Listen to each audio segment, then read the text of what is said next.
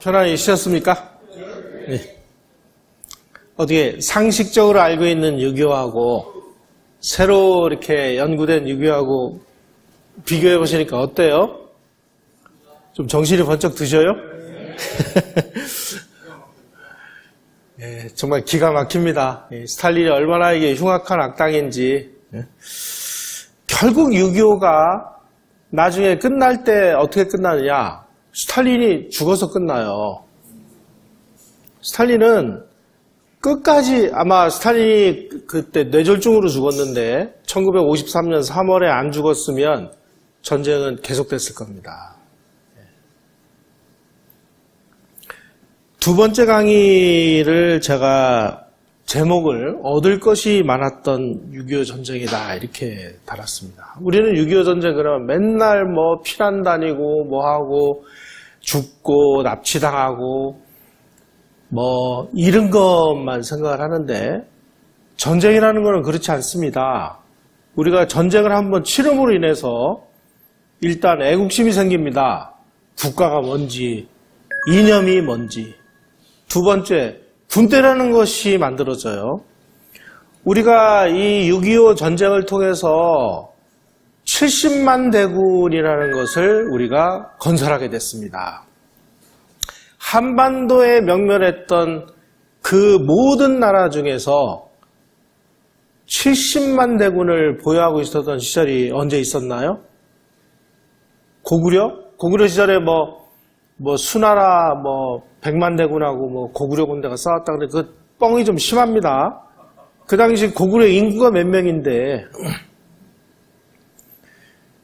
역사상 70만 대군을 그것도 현대 군대를 지금 우리가 옆에 중국이 있고 위에 러시아가 있고 옆에 일본이 있어서 그렇죠. 우리 지금 현재 65만 대군의 경제력 12위 정도의 이 나라가 저 남미나 중동이나 아프리카나 이런 데 위치해 있었으면 우리도 큰 소리 치면서 사는 거예요.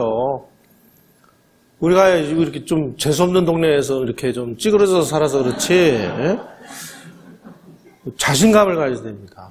그런 군대를 어떻게 만들었느냐? 6.25 때문에 만든 겁니다. 그리고 6.25를 통해서 얼마나 많은 기업들이 만들어졌습니까? 오늘날 삼성, LG, 현대 그야말로 대기업이라고 이름하는 이 기업들의 뿌리를 거슬러 올라가면 6.25 때 부산에서 탄피 팔아가지고 돈 안 번 사람 있으면 나오라 그래요. 큰 전쟁은 큰 기업을 일으킵니다. 우리는 6.25를 통해서 많은 것을 얻었습니다. 나중에 아시겠지만 한미 상호 방위 조약도 얻었어요. 너무 피해의식으로만 이 전쟁을 바라볼 필요도 없는 거고 있는 그대로의 역사 이거를 다시 한번 들어가도록 하겠습니다. 아까 말씀드렸듯이 이 그 흉악한 이 스탈린의 봐주기에 의해서 막 낙동강 방어선을 이제 열심히 쳤습니다. 쳐가지고 이제 미국에서도 아주 2차 세계대전 때 아주 용맹하게 싸우기로 아주 이름났던 그 워커라는 사람 생긴 게 좀 불독같이 생기지 않았어요? 별명이 불독이에요. 이분이 1950년 그 12월에 저 의정부에서 그 죽었습니다. 돌아가셨는데 워커힐이라고 있잖아요. 워커 장군을 기념하기 위해서 워커의 언덕이다. 그래서 워커힐. 그래서 혹시 그 워커힐 호텔 가실 기회가 있으면 그 호텔 안에 그 워커 장군의 기념비가 이렇게 서 있습니다. 거기 가서 한번 보시기도 하고 이 워커 장군을 보냈어요. 이분이 와서 뭐라고 얘기했느냐? Stand or die. 지켜라. 그리고 여기서 죽어라. 이렇게 얘기를 했습니다. 목숨 걸고 지킨 거예요. 김일성이는 김천에 직지사까지 나타나가지고 8월 15일 이전까지 부산을 점령하라. 그래가지고 이제 군대를 막 집어넣고 난리가 났습니다. 우선 요 지도를 한번 보시겠습니다. 낙동강 방어선이 처음 쳐졌을 때인 8월 1일에서 8월 4일까지는 이렇게 방어선이 쳐졌습니다. 그런데 8월 13일이 되니까 이만큼 내려갔죠. 9월이 되니까 또 더 내려갔죠. 이렇게. 그러니까 뭐 죽기 살기로 이제 여기서 한쪽에서는 막 밀어붙이고 한쪽에서는 그냥 막 밀어내고, 이때 막 부산 일대에서 그냥 뭐 병력이 부족하니까 그냥 뭐 길 가던 젊은이들 보면 전부 잡아다가 그냥 차에 태워가지고 보내서 총 쏘는 법만 훈련시킨 다음에 그냥 보내가지고, 그래서 배치되는 날 그날만 살면 계속 살았다는 거 아닙니까? 첫날 그렇게 많이 죽었다고 그래요. 이렇게 전투가 치열하게 벌어지고 있었습니다. 이때 8월 14일 날 대구 시내에 막 박격포탄이 떨어지고 막 이러니까 무초 미국 대사가 이승만 대통령을 찾아가서 제주도로 정부를 좀 이전을 하는 게 좋겠습니다. 이러니까 이승만 대통령이 갑자기 권총을 뽑아가지고, 야, 적이 오면은 말이야, 이 권총으로 내가 적을 다 쏴 죽인 다음에 한 방은 내 마누라를 쏘고 마지막으로는 내가 나를 쏠 거다. 너희들 지금 여기 왜 왔냐 말이야. 자유를 지키기 위해서 온 거 아니냐. 그런데 조금 위험하다고 제주도로 이전하다니 이게 말이나 돼. 그래가지고 무초대사가 혼비백산해서 갔다 하는 내용이 프란체스카 여사가 쓴 6.25와 이승만이라는 요 책에 아주 상세하게 나와 있습니다. 이승만이 뭘 도망을 가려고 했다고요? 망명정부를 구상하려고 했다고요? 이런 천하의 사기 같은 짓을 지금 공영방송이라고 하는 KBS가 벌였어요.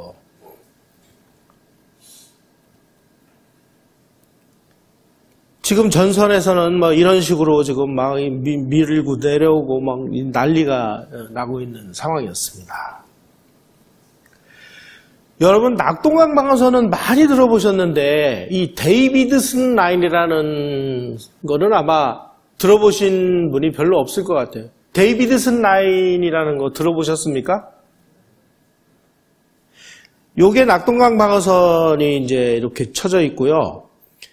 만에 하나 이 낙동강 방어선이 무너졌을 경우에 유엔군이 안전하게 철수를 해야 됩니다. 철수하기 위해서 마지막 저지선을 쳤어요. 그게 이제 미 육군 공병대장 이름을 따서 데이비드슨 라인이라고 하는데 여기 이렇게 쳐져 있습니다.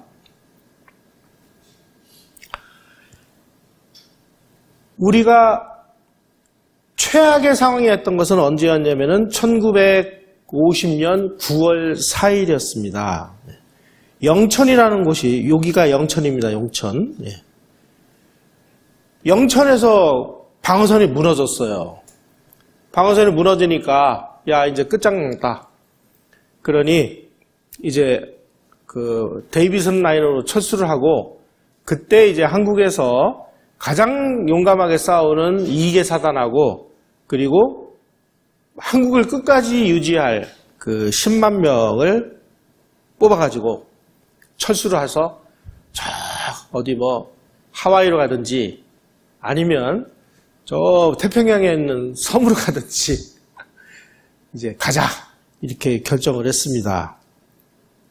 그래서 데이비드슨 라인으로 철수할 준비를 해라, 이렇게 얘기를 하니까 이승만 대통령이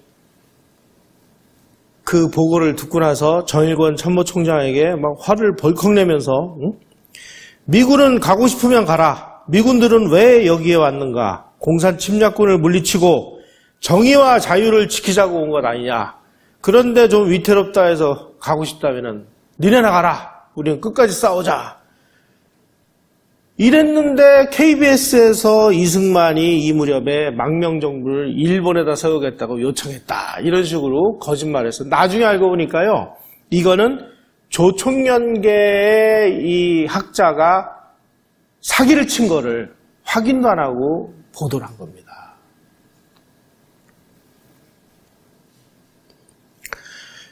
영천 방어선이 무너졌을 때 아까 의정부를 지키는데 결정적인 그 공을 세웠던 유재영 장군이 요놈들이 영천에서는 요 지도를 보세요. 영천에서 얘네들이 왼쪽으로 꺾을지 아니면 오른쪽으로 꺾을지 갈림길이 있는데 이 유재영 장군은 요놈들이 아마 분명히 그 경주로 내려올 것이다. 그래가지고 경주 일대에다가 다 우리 국군을 매복을 시켰어요. 근데 그 부대가 경주로 내려온 거예요. 그래서 우리 국군이 내려오는 이 소위 말하는 낙동강 방어선 무너진 그 부분을 뚫고 내려온 요 인민군들을 요 경주로 넘어오는 길목에서 포위를 해가지고 몽땅 다 섬멸해버렸어요. 이게 그 유명한 영천섬멸전이라는 게 일어났습니다. 인민군 시체가 3,799구, 포로 309명. 하여간 여기로 넘어온 거의 모든 병력은 다 쏴 죽여버렸어요. 만약에 이때 우리 유재용 장군이 영천에서 이 부대를 못 막았으면 대한민국은 망하는 겁니다. 그래서 데이비드선 라인으로의 철수는 없었던 일이 됐습니다. 만약에 이게 무너져, 이게 9월 4일부터 9월 8일까지 일어났던 일인데, 그러면 인천 상륙도 불가능했습니다.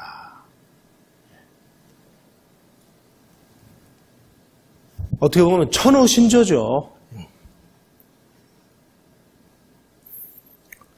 그래서 이제 낙동강 방어선을 뚫고 인천에 그 유엔군이 상륙을 하고 이렇게 돼서 인민군의 이 낙동강 방어선이 이제 와르르 무너져가지고 대패주가 시작이 되는데 이제 우리 국군하고 유엔군들이 막 이 도망가는 이 적들을 추적을 해가지고 38선 일대까지 탁 와서 부대가 멈춰섰습니다.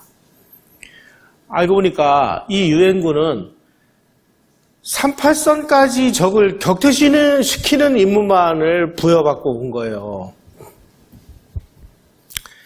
자, 그 이승만 대통령이 그 38선에서 북진을 해야 되는데 북진을 안 하고 기다리니까 정일권 참모총장을 부릅니다. 아니, 기관들은 대한민국 국군통수권자가 누군가 각하십니다. 나 국군통수권자 맞지? 근데 왜 38선에서 멈추고 왜 북진을 안 한 거야? 그랬더니 우리는 유엔군의 일원이기 때문에 유엔군이 지금 유엔 총회에서 38선까지 적을 격퇴시키는 임무만을 부여받고 왔기 때문에 유엔에서의 새로운 결의가 필요합니다. 그랬더니 그건 유엔군 사정이고 지금 당신들은 국군 아니야, 국군. 네. 그럼 내가 국군통수권자로 명령을 할 테니까 내일 북진해. 그래가지고 북진합니다. 이승만 대통령은 우리가 유엔군의 작전지휘권을 넘긴 것은 우리가 필요해서 넘긴 거고 우리 국군은 필요하면 내가 작전 지휘를 한다. 북진하라. 그래서 북진을 합니다. 그러니까 유엔군들은 다 멈춰 서 있는데 우리 국군만 북진을 한 거예요. 그러니까 이제 유엔군은 황당하게 된 거 아닙니까? 서둘러가지고 10월 7일 날 결의안 376부이라는 걸 채택을 해요. 전체 한국의 안전보장을 위한 모든 적절한 조치를 취한다. 그래서 10월 7일 이후부터 유엔군이 북진을 하기 시작을 합니다. 그런데 이제 여기서 좀 복잡한 문제가 발생을 합니다. 38선 이북 지역은 누가 수복 지역을 통치할 거냐 하는 문제가 국제법적으로 정리가 안 된 거예요. 이승만 대통령은 대한민국의 헌법에 의하면 대한민국 영토는 한반도와 부속도서로 한다 이렇게 돼 있기 때문에 그쪽 지역도 우리가 통치를 하는 게 맞다. 그래가지고 이북 5도 지사를 임명을 해가지고 현지에다가 파견을 해요. 그런데 이북 5도 지사 일행을 미군이 체포를 합니다. 아직 국제적으로 이게 결론이 안 났는데 왜 니네가 통치를 하는 거야? 그래가지고 이 문제가 결론이 안 났어요. 결론이 안 난 상황에서 중공군이 한국으로 오는 바람에 이게 전선이 무너져서 다시 내려와서 이 문제가 해결이 안 된 채 미봉이 됐습니다. 그래서 국제법적으로 38선 이북 지역, 그러니까 지금으로 치면 휴전선 이북 지역의 이 미수복 지역을 우리가 새로운 전쟁이 일어나서 여기를 되찾았을 경우에 이 지역에 대한 통치를 누가 할 것이냐 하는 문제는 아직도 굉장히 복잡한 문제로 남아 있습니다. 이런 걸 연구하기 위해서 박정희 대통령이 통일원이라는 걸 만들었죠. 그게 현재 통일부입니다. 근데 요즘 통일부는 무슨 짓을 하고 있어요? 빨갱이 앞잡이 노릇을 하고 있죠. 저런 통일부는 확 폭파시키는 게 맞습니다.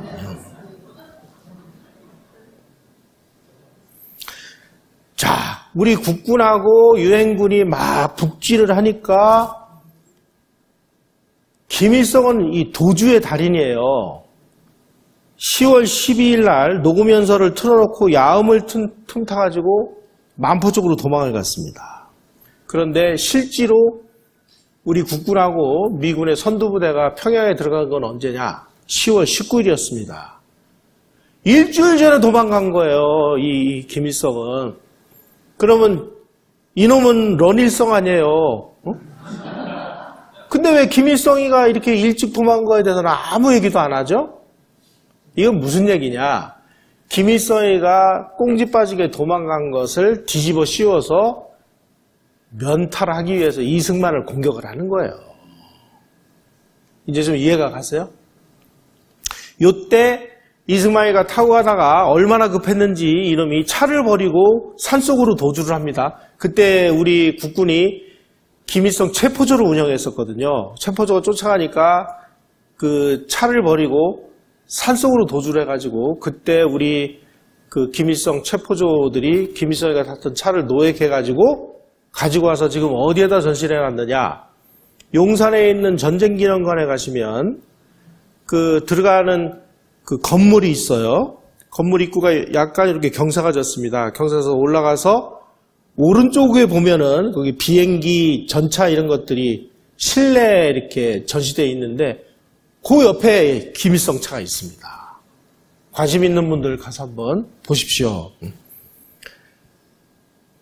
일주일 전에 도망갔는데 김일성이 도망간 건 입도 뻥끗 안 하고 이승만 대통령은 군 작전 예규에 의해서 이 적의 포의 사정권 안에 들어가는 걸 막기 위해서 모든 정상 절차를 다 밟고도 그것보다도 한참 후에 그 피난을 갔음에도 불구하고 비난을 하고 있어요. 이게 뭐 하는 짓들이야, 이게. 아니, 이 자식이 만포까지 도망갔으면 내가 이해를 하겠어요. 만포에서도 막 폭격을 하니까 강 건너가지고 통화로 도망을 갔어요.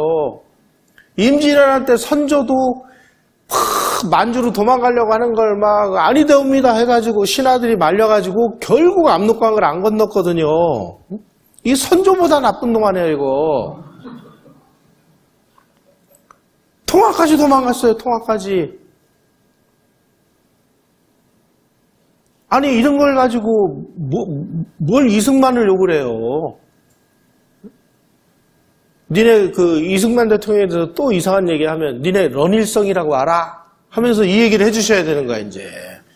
일주일 전에 도망갔어, 임마. 응? 저 저규령 산맥 여기에서 얼마나 꽁지 빠지게 도망갔는지 차둔해버리고 너 거짓말 같으면 내가 차 보여줄게. 그래서 데리고 용산 그 전쟁기념관으로 가세요. 응? 런일성의 증거물이야. 이렇게 보여주시면 되는 거예요. 그래놓고 막 조국 해방전쟁의 위대한 승리를 했대요. 무슨 개풀 뜯어먹는 소리야, 이게. 응? 저만 살겠다고 평양 함락 8일 전에 도주한 모습에 대해서 후르시초프가 자기 회고록에다 뭐라고 썼느냐. 김일성은 자포자기에 빠졌다. 이렇게 썼습니다. 여러분, 우리가 중공군이 그 한국에 와서 그 싸운 거를 어떤 사람은 참전이라고 얘기를 해요. 중공군이 뭐 참전을 했다. 틀린 얘기입니다. 왜 틀렸느냐? 유엔군은 참전을 한 거예요. 왜냐하면 유엔 총회 결의에 의해서 국제법적인 규정에 의해서 온 거니까 정당하게 참전한 겁니다. 그런데 중공은 언제 누가 오라고 그랬어요? 도둑놈처럼 왔잖아요. 근데 왜 참전해 이게? 불법 개입이지. 그 중공군은 참전이라고 표현하시면 안 되는 거예요. 일본도 그 6.25 때 여러 가지 역할을 했습니다. 그 당시 원산에 유엔군이 상륙을 하기 위해서 원산으로 가다 보니까 이 원산 앞바다에 이렇게 기뢰를 많이 설치해 놨어요. 이 기뢰를 누가 제거를 해줬느냐? 일본 해군 출신들이었던 사람들이 해줬습니다. 이때 기뢰를 제거하다가 이 배가 기뢰에 부딪혀가지고 한 척이 막 그 폭파돼서 죽고 막 이랬어요.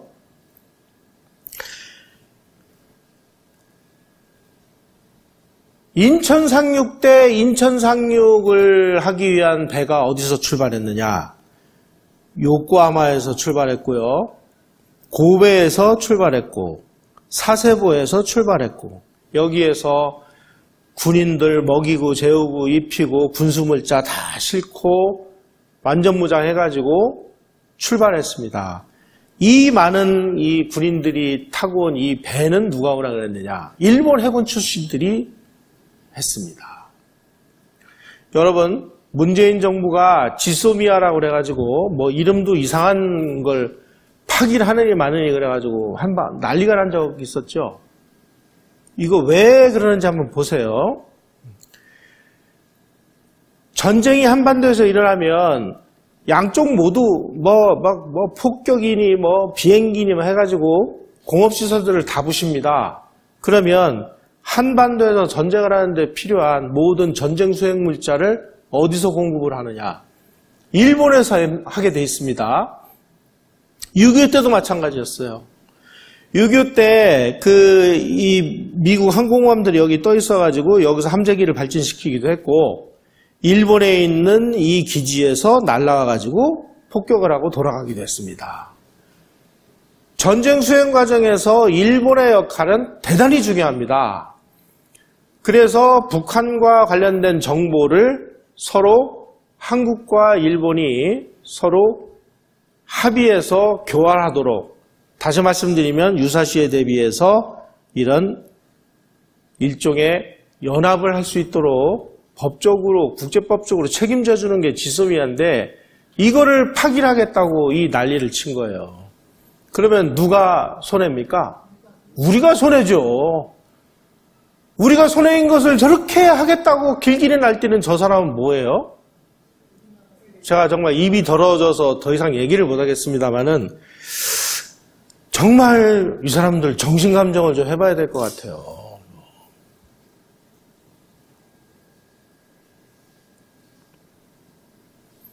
후진타오 시진핑 국가주석이 뭐라고 얘기를 했느냐. 이 사람들은 그 항미 원조 전쟁이라고 합니다. 영웅적인 인민군대는 항미 원조 전쟁에서 승리해 나라의 위상과 군의 위험을 떨쳤다. 이렇게 얘기를 해요. 모택동이는 이제 가만히 보니까 지금 막 전선이 무너져가지고 막 이제 김일성이가 패주해가지고 막 강 건너가지고 통화까지 와서 형님 살려주셔 막 이러고 있으니까 야 이거 어떻게 해야 되냐. 뭐 싸워야지 어떡하겠느냐. 그런데 싸우기 위해서 얘네들도 다 자기네들은 뭐 그냥 가서 싸울 수는 없잖아요. 다 나름대로 이 작전을 짭니다. 첫째, 지금 1949년 10월 1일 날 중공정부가 수립이 돼가지고 아직도 1년도 안 된 상황이에요. 그러다 보니까 도대체 이 중국 전역이 이제 혼란 상태에 빠져 있는데 이럴 때 외국과의 전쟁을 함으로 인해서 이 애국심을 고취하는 겁니다. 그래서 장개석 정권하고 미국을 불구대천의 원수로 설정을 해가지고 우리가 이 원수를 쳐부순다. 이렇게 해서 애국심을 고취하는 게 있습니다. 두 번째, 그 당시에 이 장개석 군대가 막 패주를 하면서 막 투항을 해옵니다. 장개석 군대가. 그래가지고 투항을 해서 우리 이제 그 중공군이 되겠습니다. 이렇게 얘기할 때, 아니, 얘네들이 방금 전까지 자기네들이 총구레를 들이댔던 놈들인데, 시세 분리하니까 이제 투항을 해왔는데, 이것들을 죽여요, 살려요. 아니, 이게 뭐 1, 20만 명이야지, 300만 명이나 되는데. 근데 얘네들이 어느 날 자유민주주의 하다가 갑자기 공산주의가 좋아서 투항해온 게 아니잖아요. 그러니까 여차하면 무슨 일이 벌어지면 고무신도 거꾸로 실을 수도 있는 애들이에요.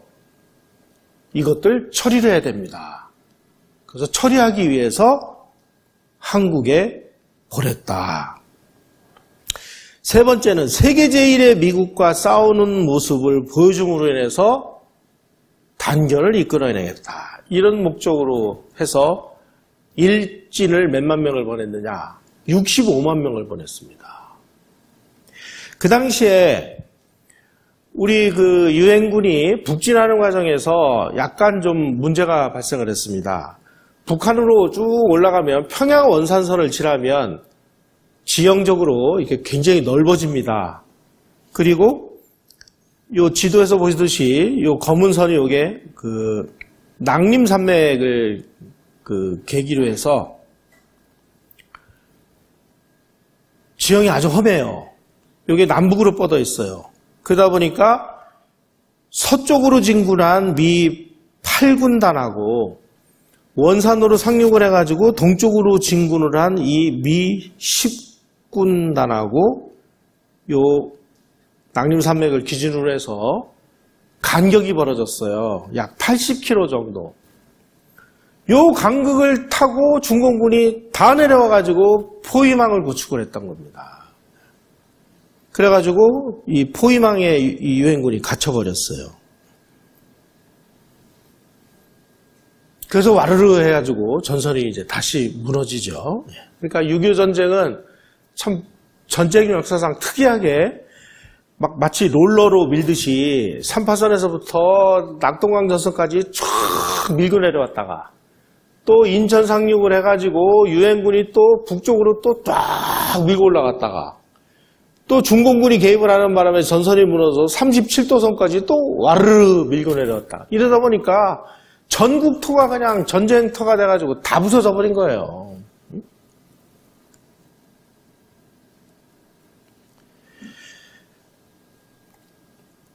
요게 그러니까 이 중공군이 이제 압록강을 건너는 장면인데요. 이 건너온 이 부대들이 나중에 알고 보니까 다 장개석 군대 투항을 해온 사람이더라. 이걸 누가 밝혀냈느냐? 펜실베니아 대학에 있는 한국인 교수 이정식 교수가 밝혀냈습니다. 이분이 원래 만주에서 사시던 분이에요. 그래서 중국어도 잘했고 영어도 잘했고 그래가지고 6.25가 나니까 미군 부대 들어가서 미군에 통역을 했습니다. 그래서 그 포로로 중공군을 잡아오면 이정식 씨가 중국말도 잘하고 영어도 잘하니까 이제 중국말로 신문을 해서 너 소속이 어디야? 고향 어디야? 딱 물어보니까 다 불더래요. 나 장개석 투항군이고 뭐고 응? 우리 부대 전체가 다 투항해온 군대고 이래서 이게 밝혀진 거예요. 자, 그러니까 모택동 입장에서 보면 이 골치 아픈 이 장개석 투항군을 한국으로 보내가지고 이것들이 싸워서 이기면 좋은 거고 지면은 다 죽으니까 좋은 거고 여러분 그래서 중공군이 인해 전술을 왜 썼는지 이제 이해를 하셔야 돼요. 처음에 저는 인해 전술을 이해가 안 갔습니다. 아니 이게 무슨 뭐 삼국시대도 아니고 어떻게 이 현대전을 하는 데 있어서 그래 인해 전술을 하나 그랬더니 알고 보니까 이것들 다 소모하기 위해서예요. 이거 건너오는 놈들은 소총도 없어가지고 방망이 수류탄 2자루씩 줘가지고 내려보냈대요. 좁쌀하고 방망이 수류탄 2개. 총은 뺏어서 써라 이거야. 이런 식으로 해서 다 소모시킨 거예요. 그러니까 이 사람들은 여기에 나오는데 이 친구들은 중공군에게 굳이 협조해야 될 이유가 없는 거예요. 그래서 뭐 정보 다 알려주고 또 나중에 이 친구들은 저기 거제도 포롱수에서 들어가가지고 나중에 포로 교환을 할 때 어디로 갔느냐? 대만으로 갔습니다. 예, 우리 역사를 보면 정말 참 기가 막힌 일들이 많아요. 예. 이제 중공군이 왜 인해 전술을 했는지 지금 이해가 가십니까? 예. 자, 이렇게 중공군이 대대적으로 들어옴으로 인해서 스탈린이 만들어 놓은 이 함정이 완성이 됐습니다. 미군도 충분히 지금 들어와 있고 중공군도 충분히 들어와서 서로 이제 치고박는 이런 싸움을 하기 시작을 했습니다.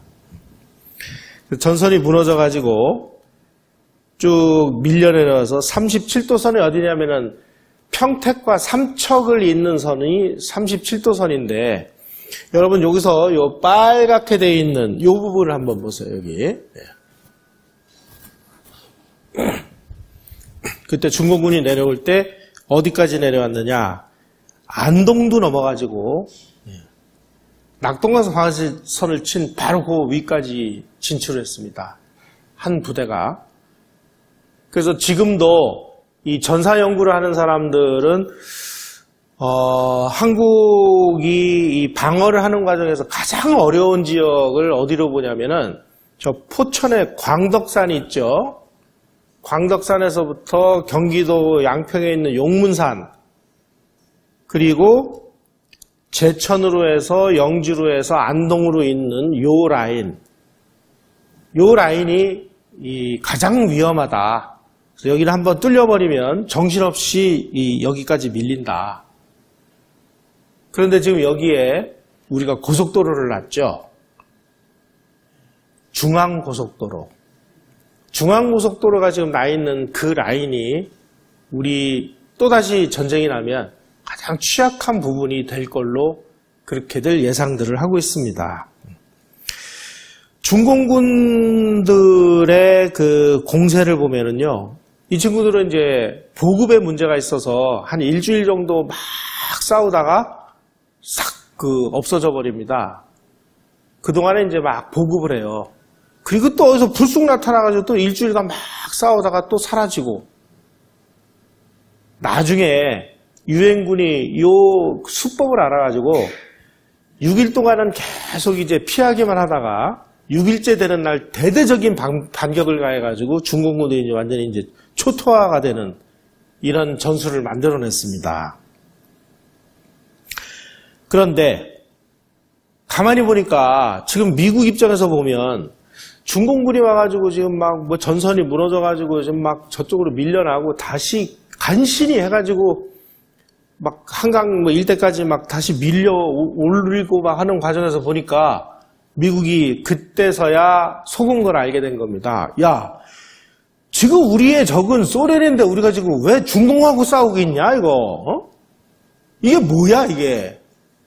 이게 스탈린이 파놓은 함정 아니냐? 이거를 깨닫기 시작한 겁니다. 그래서 애치슨 미 국무장관이 1950년 12월 3일 날 회의에서 가장 큰 두통거리는 우리가 지금 엉뚱한 나라와 싸우고 있다는 사실이다. 진짜 적은 소련인데 지금 우리는 제2진과 싸우고 있다.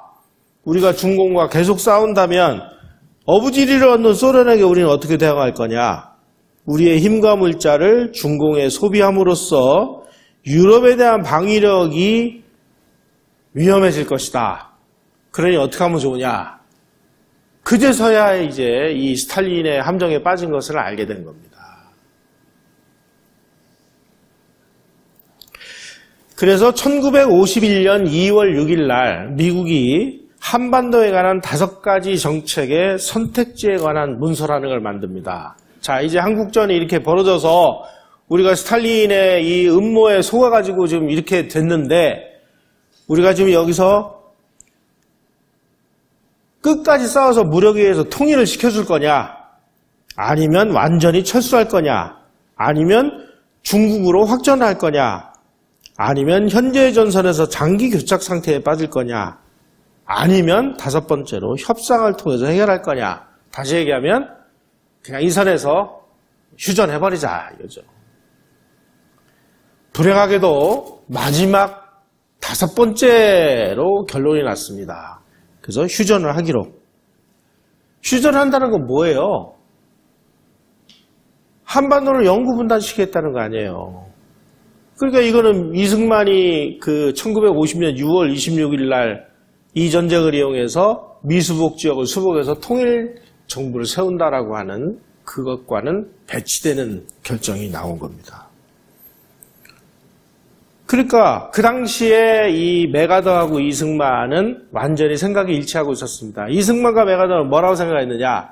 이 6.25 전쟁이 이 지구상에서 공산주의라는 붉은 사조를 싹 쓸어버릴 수 있는 최고의 기회다.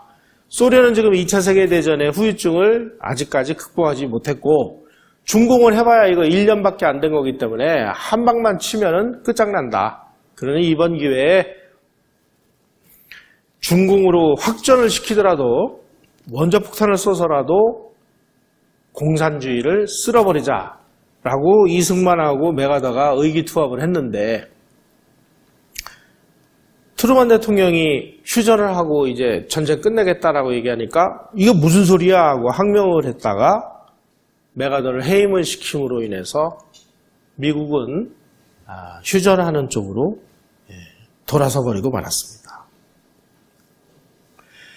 모택동이하고 김일성도 지금 뭐 사력을 다해서 싸워봤자 미국의 압도적인 저 군사력에 도저히 안 되니까 이제 모택동도 김일성도 제발 좀 전쟁 좀 끝나게 해주십시오 하고 가가지고 뭐 이제 스탈린한테 막 빌고 난리를 칩니다. 그러니까 스탈린이 뭐라고 얘기하느냐? 야, 중국 니네들 잘 싸우고 있는데 왜 휴전 안 하느냐?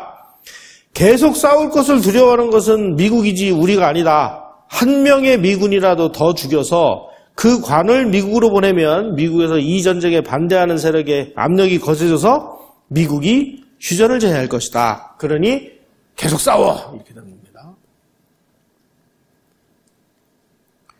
김일성도 죽을 지경이죠, 지금. 매일같이 폭격해야 되죠, 그래서 모택동이하고 김일성이가 스탈린한테 가서 이제 전쟁 좀 끝나게 해주십시오. 그러니까 스탈린이 뭐라고 얘기하느냐?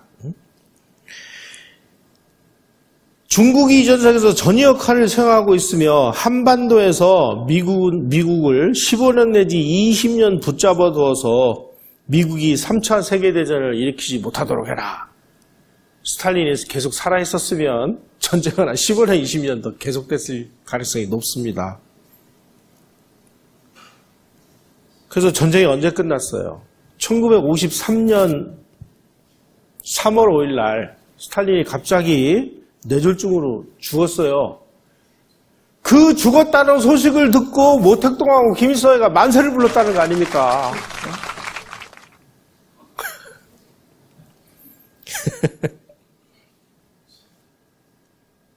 그래서 1953년 7월 달에 전쟁이 끝난 겁니다. 자, 이렇게 이 대세가 휴전으로 이제 굴러가니까 이승만 대통령 입장에서 이거 휴전이 이거 큰일 났는데 이거 어떻게 하면 좋을까 고민을 하다가 그러면 우리가 공산주의자들의 재침을 봉쇄하기 위한 나름대로 안전장치를 만들어 놓자. 그게 뭐냐? 상호 방위조약이다. 근데 미국한테 방위조약 맺어달라고 그러니까 미국이 방위조약을 맺어주질 않죠. 그때 이제 이승만 대통령이 이 방공포로 석방이라는 것을 하게 됩니다. 왜 그러냐면은 원래 이 제네바 협약의 포로 조항에 의하면은 포로는 그 나라로 돌려보내도록 돼 있었습니다. 그런데 2차 세계대전이 끝나고 난 다음에 무슨 일이 벌어졌냐면 독일군이 포로로 잡고 있던 소련군을 송환을 했어요. 소련으로. 그랬더니 이 스탈린이 이 자식들 말이야 싸우기 싫어서 투항한 놈들 그래가지고 다 쏴 죽여버렸어요. 그 제네바에서 이걸 보고 충격을 받은 거예요. 야, 이거 본국으로 송환되기를 거부하는 사람을 억지로 보냈더니 이제 이런 일이 벌어지니 이건 인도적인 원칙에 벗어나는 거 아니냐. 그런데 바로 이 방공포로 중에는 재밌는 일이 많이 있었습니다. 여러분 방공포로 그러면 다 무슨 방공정신이 투철한 사람이라고 그렇게 생각을 하고 계신데 아닐 수도 있어요. 제가 그 증거를 말씀드리겠습니다. 6월 28일 날 서울이 점령됐을 때 서울에 남아있었던 이 북한이 점령하고 있었던 점령 지역에서 이 공산군들이 젊은 청년들을 전부 징집에다가 이민군복 입혀서 낙동강전선으로 보내서 죽였습니다. 그런데 그냥 끌고 간 사람들만 있는 게 아니고 자발적으로 자기가 인민군에 입대한 사람도 적지 않습니다. 왜? 이제 인민군 세상이 됐으니까 내가 빨리 인민군에게 협조해서라도 한 자리 얻어야죠. 인간은 원래 기회주기인 동물이기 때문에 그래서 자진해서 인민군에 입대한 사람들도 굉장히 많습니다. 근데 낙동강전에서 전투를 하다가 포로가 됐어요. 그래서 포로 교환을 할 때 보니까 야 이거 자칫 잘못하면 나 이거 북한으로 가게 생겼거든. 나는 공산주의자가 아닌데 나는 그냥 기회주의자인데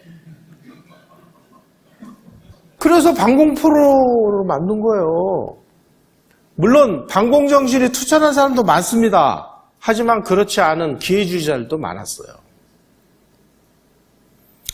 이런 사람들을 어떻게 할 거냐 이거. 그래가지고 이 송환을 거부하는 이 포로들은 어떻게 할 건지를 두고 2년 동안을 공산 진영하고 이쪽 진영이 이제 다퉜기 때문에 이 미송환 포로 문제를 잘못 건드리면 이 휴전협정이 파토가 날 수도 있는 거예요. 그걸 이제 이승만 대통령이 우리 멋대로 너희들 휴전하면 우리가 휴전협정 깨버릴 수도 있어. 그리고 우리 반공포로 석방시켜서 얘네들 훈련시켜가지고 우리 북진할 거야. 말로만 했는데 아니 게 아니라 반공포를 그냥 석방을 해버리거든요. 그 당시에 반공포로는 미군 헌병이 지키고 있었는데요. 한국 헌병들이 가서 미군 헌병들 눈에다가 막 고춧가루 뿌려가지고 감금시키고 다 이제 석방시킨 거거든요. 그러니까 전세계가 난리가 난 거죠. 그래서 안 되겠다. 이승만 실각을 시키자. 그래가지고 에버레디 작전이라는 것을 만들어서 이승만을 이제 실각시키고 군정을 실시를 하려고 미 군부가 계획을 짰습니다. 그걸 누가 뜯어말렸느냐? 그 당시 미 국무장관이 덜레스였습니다. 덜레스가 누구예요? 이승만 친구죠?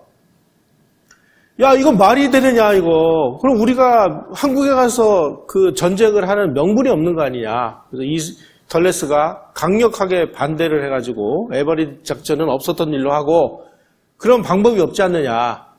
이승만이 원하는 거 해주자. 그래서 한미 상호 방위 조약을 체결하기로. 자, 한미 상호 방위 조약을 위에서 미국이 내놓은 카드가 뭐냐? 첫째, 정전 후에 한미 양국은 상호 방위 조약을 체결한다. 둘째, 한국에 장기적인 경제 원조를 제공해서 1단계로 2억 달러를 제공해서 전란으로 부서진 전후복구 사업을 돕는다. 셋째, 한국군 20개 사단과 해군군력을 증강을 해서 70만 대군을 보유하게 하고 이 70만 대군을 먹이고 입히고 무장하고 훈련시키는 비용까지 다 미국이 된다. 심지어 우리 군인들이 신는 양말 내의 모자 이런 비용까지 다 받아냈습니다. 그 조건으로 이승만 대통령이 미국에다가 애걸복걸 해서 한미 상호방위 조약을 얻어낸 게 아니고요. 종이 쪼가리 한 장 줬습니다. 우리는 휴전에 반대하지 않겠다. 종이 쪼가리 한 장으로 이걸 얻어낸 거예요. 외교라는 게 이렇게 무서운 거예요. 이승만은 이제 미국의 바지가랑이를 딱 붙잡고 너희들 들어올 때는 니네들 마음대로 들어왔지 나갈 때는 마음대로 못 나가. 방위조약 맺어줘. 맺어준 거 아니에요. 그런데 이 방위조약, 상호 방위조약을 맺는 과정에서 문제가 발생을 했습니다. 제2조에 의하면 어느 한쪽이 무력 공격에 의해서 위협받을 경우 상호협의하에서 단독이든 공동이든 저지하기 위한 적절한 조치를 규정을 하고 있는데 3조에 의하면 각자의 헌법상의 수속에 따라 행동할 것이다. 이렇게 돼 있어요. 그러니까 미국은 참전을 하려면은 미 의회의 승인을 받아야 되는데 미국 의회가 승인을 안 해주면 어떡할 거냐 이거죠. 그러니까 이승만 대통령이 이걸 가지고 1년 동안을 이제 그 미국을 괴롭히는 거예요. 야, 니네 말이야 상호방위조약은 맺어주는 건 나 오케이인데 여기에 헌법상의 수속에 따라서 그 하면 미국 의회가 파병 동의를 안 해주면 어떡할 거야? 거기에 대해서 담보를 내놔. 그러니까 막 미국은 또 쩔쩔매는 거죠. 뭐, 야, 이거 어떻게 해야 되냐, 막. 그러다가 결국 어떻게 합의를 받느냐. 이 1954년에 한미 합의의사록이라는 것을 만듭니다. 그래가지고 한국군의 작전지휘권을 유엔군 사령관에게 이양하는 조건으로 주한미군 2개 사단을 한국에다가 고정 배치하기로 했습니다. 그 중에 1개 사단을 공산군이 서울을 공격을 할 때 반드시 거치지 않으면 안 되는 서울 북방지역, 의정부, 동두천, 뭐 이런, 연천 이런 지역에다가 1개 사단을 붙박이로 박아놓는다. 그래서 이 사단이 의정부 동두천 거기 철책선을 지키고 있었죠. 요걸 이제 인계철선 개념이라고 얘기하는데 이게 뭐냐면 해외에 나가 있는 미군이 적군의 공격을 받으면 미 의회의 승인 여부와 상관없이 한국은 자동으로 참전하게 되어 있습니다. 미군은. 이승만 대통령이 그거를 보고 한미 상호방위조약이 혹시라도 작동되지 않을 때까지를 대비를 해서 한미 의사록에 의해서 주한미군 2개 사단 중에 1개 사단을 서울 북방지역에다가 배치해 놓는 조건으로 이렇게까지 신무원료로 상호방위조약을 맺어놓은 거예요. 그래서 지금까지 김정은이가 무슨 뭐를 하든 지금 우리 꿈쩍도 안 하고 잘 버티고 있는 겁니다. 반면에 베트남도 평화협정 맺었죠.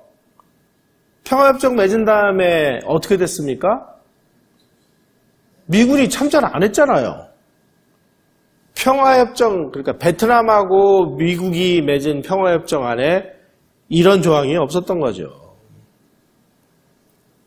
이승만 대통령은 국제법 전문가이기 때문에 미래의 이야기까지를 홀히 들여다보고 빠져나갈 구멍을 다 막아놓은 겁니다.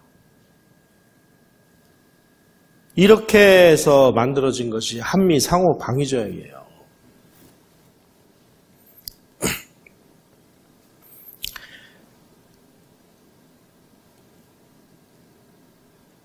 우리가 한미 상호 방위조약에 의해서 주한미군이 2개 사단이 한국에 붙박이로 배치된 이후에 지금까지 동북아시아에서 전쟁이 사라졌습니다. 그 이전까지만 해도 이 동북아시아는 이건 아시아의 발칸반도다 그래가지고 10년 내지 15년 주기로 대전쟁이 계속 벌어졌습니다. 1894년에 청일전쟁이 일어났죠. 1904년에 러일전쟁이 일어났죠. 1914년에 제1차 세계대전이 일어나서 일본이 독일 점령지인, 독일 조차지인 산동반도를 가서 뺏었죠. 1931년에 만주사변이 일어났죠. 1937년도 중일전쟁이 일어났죠.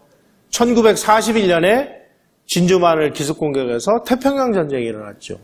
10년 내지 15년 주기로 대전쟁이 끝없이 벌어짐으로 인해서 이 불안하기 짝이 없었던 이 동아시아에 이승만이 구상을 한 한미 상호방위조약에 의해서 주한미군 2개 사단이 딱 붙박이로 배치되는 순간 전쟁이 없이 70년이 지금까지 흘러왔습니다. 이게 바로 이승만 대통령이 구상을 했던 한미 상호방위조약의 근본 뜻입니다. 만약에 이게 무너지면 아비규환이 될 거예요. 아비규환이. 아까 어떤 분이 뭐 휴전선, 통일 이런 거 말씀하시던데, 통일이라든지 이런 거는요, 국제 관계에 의해서 우리 한반도가 우리끼리 툭탁거려서 찢어진 게 아니잖아요. 지난번에 말씀드렸듯이 1896년, 1900년 이 영러 그레이트 게임이 소용돌이 치면서 오는 와중에 러시아의 그 남진을 막기 위해서 영국이 일본을 끌어들여가지고 38도선으로 찢느니 39도선으로 찢느니 그러다가 러일 전쟁에 의해서 쫓겨났다가 1945년에 2차 세계대전이 끝났을 때 소련군이 러시아가 소련의 옷을 입고 다시 들어와서 3파선 이북을 딱 차지하는 거 보세요.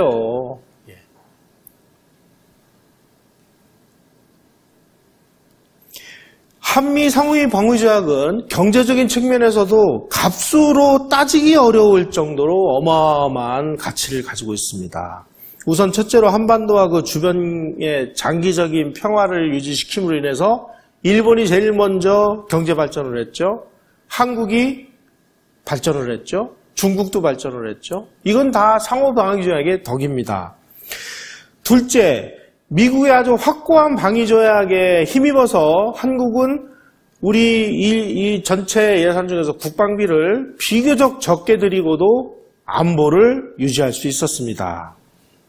세 번째, 우리 국군이 비약적으로 발전을 했습니다. 그리고 한미상호 방위조약 덕분에 민주주의가 싹틀 수 있었습니다.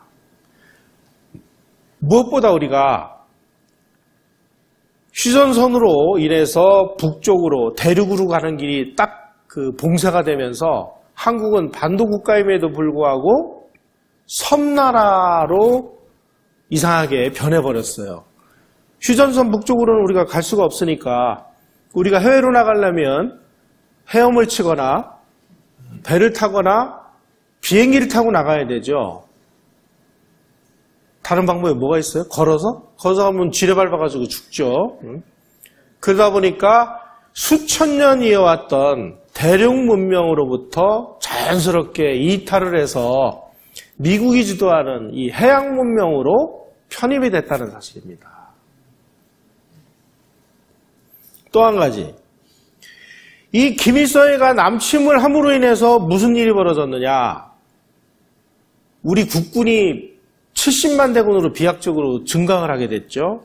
그래서 이 군이 선진화된 집단이 돼서 나중에 군사정권이 만들어져가지고 대한민국이 고속성장하는데 밑거름이 됐는데 그 밑거름이 되는 군부를 누가 만들어냈느냐? 김일성의 남침이 만들어낸 거예요. 또 하나, 그 당시에 박정희 장군은 요즘 용어로 치면 그 아주 빨갱이여가지고 여순 반란 사건에 개입이 돼 있었는데 자기가 그 완전히 속이 빨간 사람이지는 않았던 것 같아요. 왜냐하면 자기 조직을 다 불었거든요. 그 당시에 우리 숙군 수사관이 이 군부 간부진에 침투해 있는 그 조직을 파악을 못하고 있었어요. 근데 박정희가 그 조직을 다 불었습니다. 그래서 일망타진을 했어요. 조직을 분다는 것은 그 조직에서 자기는 전향을 했다는 뜻입니다.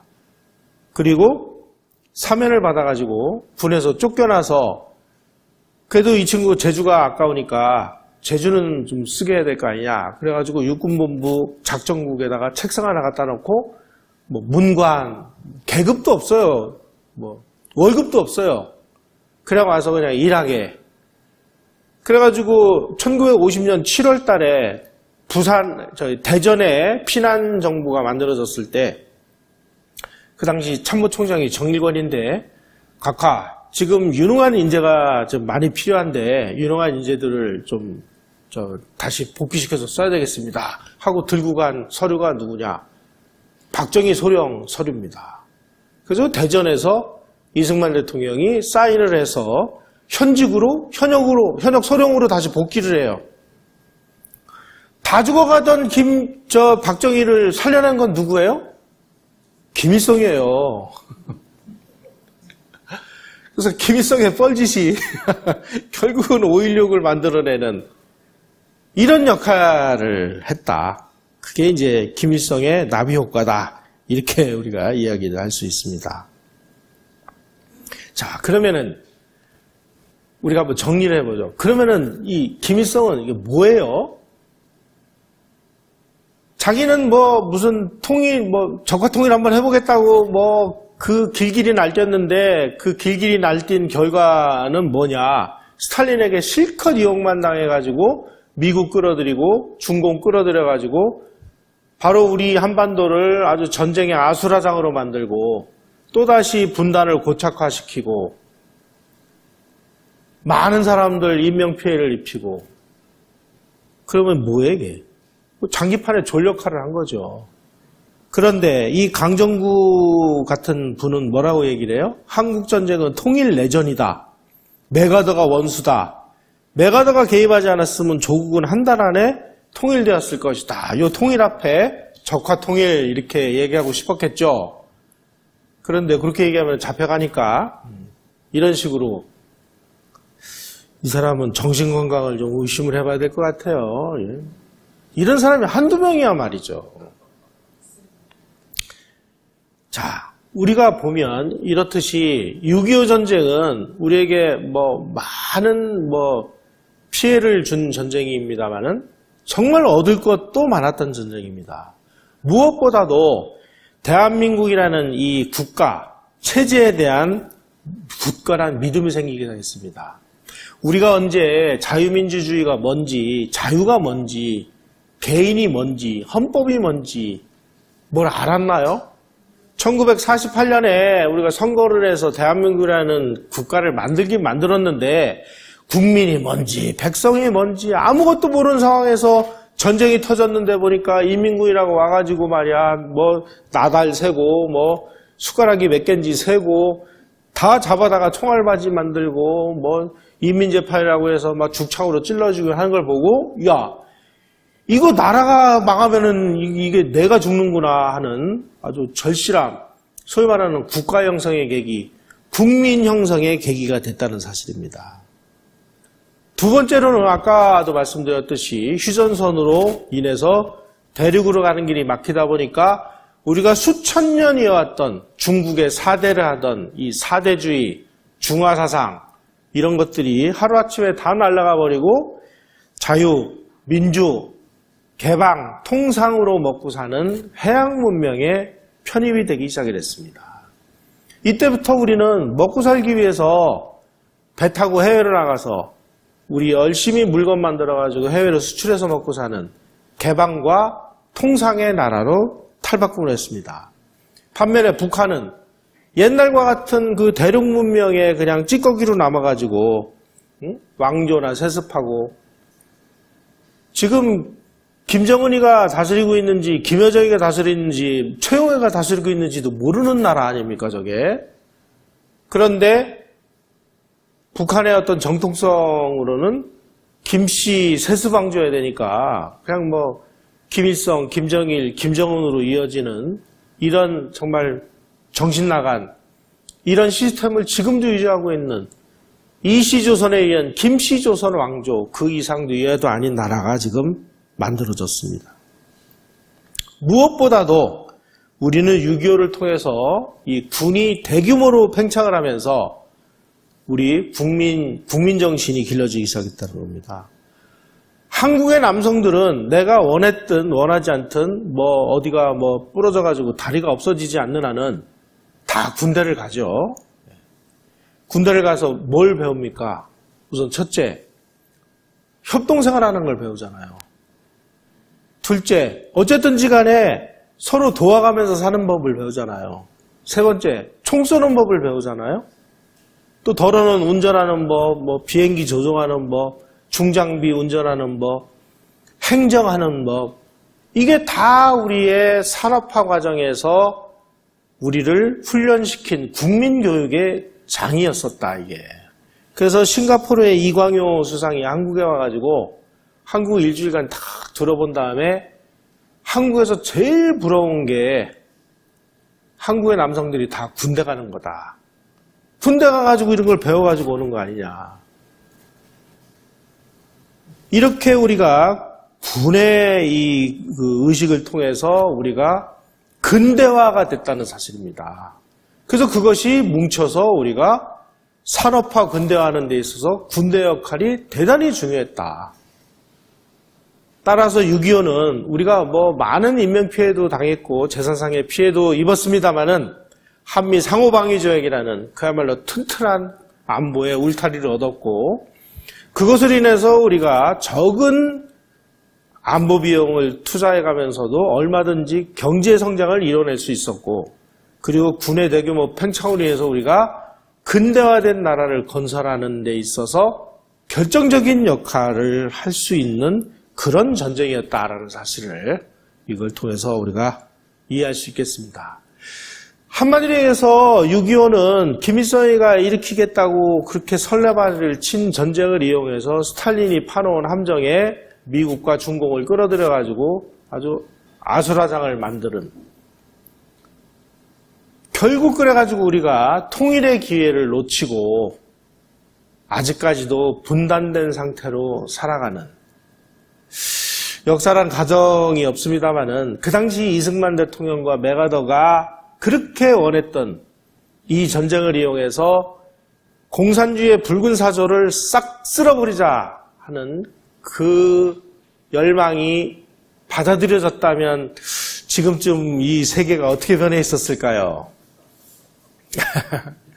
뭐 역사에서 가정은 부질없는 일인데, 결국 맥아더와 이승만의 그런 그 신모원료, 이게 뜻을 이루지 못한 채 지금 여기까지 와서 또다시 뭐 미국과 중국이 이 신냉전을 벌이는 이런 상황까지 왔습니다.